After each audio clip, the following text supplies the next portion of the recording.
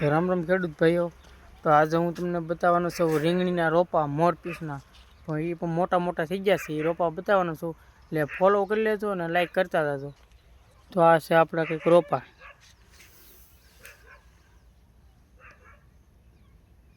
આ છે મોરપીસના રોપા।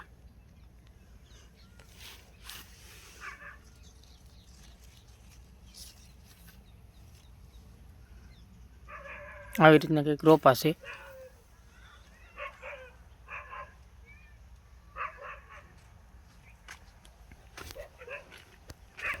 મોરપીસમાં આપણે મોટા મોટા રોપા થઈ ગયા છે, સોંપવા લાયક થઈ ગયા છે, ને અડધો તો સોંપવાવાળા લઈ ગયા છે, ખેડૂત બીજા લઈ ગયા છે સોંપવા। જુઓ તમે, આમ બીજી ડીશો હતું પણ બધે કાઢી ગયા। જો આપણે એટલો રો છે,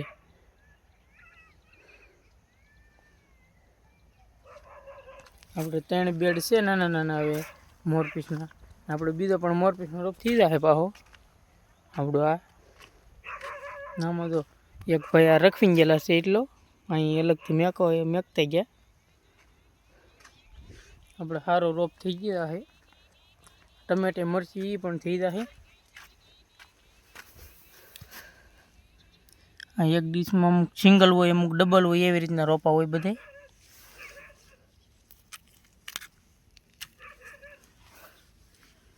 આ જવો રોપ,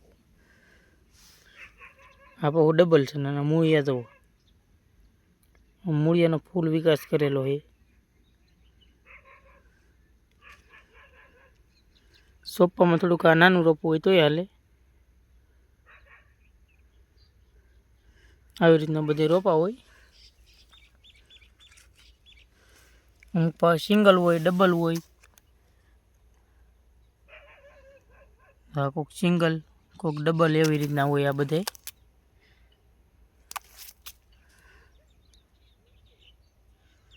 હા, એવી રીતના જ છે બધે। આપણે અહીંયા થોડુંક સફેદનું બી નખાઈ ગયેલું છે। આ બધે રોપા પાહા થઈ ગયા। આપણે 2 દિવસમાં ટમેટી સોંપી એવી થઈ ગઈ છે। ટમેટી તમને બતાવી મોટી મોટી થઈ ગઈ છે સોંપાઈ એવી।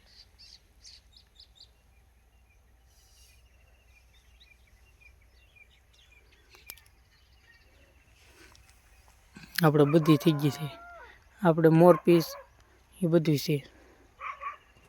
ને આપણે ચોકલેટીનો રોપો પણ મોટો થઈ ગયો છે, ને આપણે બીજું બિયારણ આમ નાખેલું છે ઓલી પર।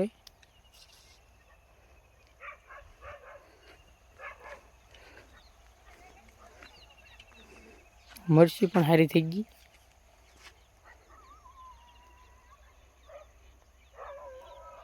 આ પણ ટમેટી છે।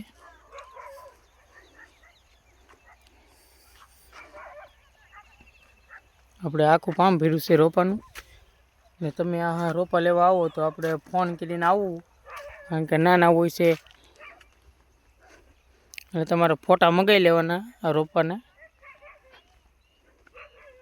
એટલે તમને અનુકૂળ આવી જાય।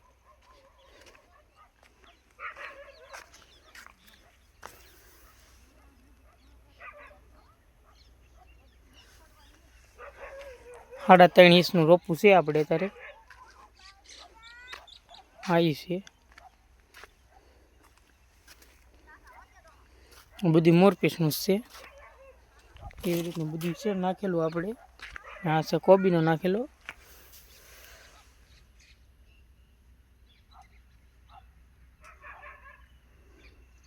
હા, તો સોપાઈ એવો થઈ ગયેલો છે। અહીં તો આપણે થઈ ગયું ને આપણે બીજું બિયારણ નાખ્યું છે, આપણે આવડું આ નાખેલું છે 10 સંગ્રહ સફેદ। આપણે ચોકલેટીના મોટા રોપા થઈ ગયા છે, હવે માપસરના છે 20 ઇંચના। હવે ચોકલેટીના છે, ગુલાબી ચોકલેટી। સુરતમાં વધારે હાલે, પાલીતાણામાં હાલે। આ તમારે કંઈક હાલતું હોય, ગુલાબી રંગનું છે, સફેદ છે, 10 સંગ્રહનું આવે એ આપણે મોરપીસ, બીજા અમુક ગોટા આવે એવડું એ હાલતું હોય। આ બધું આવી ગયું જો આપણે, બધી જાતની મરચી, ટમેટી, કોબી, ફુલાવર, આ તે બધું આપણે છે।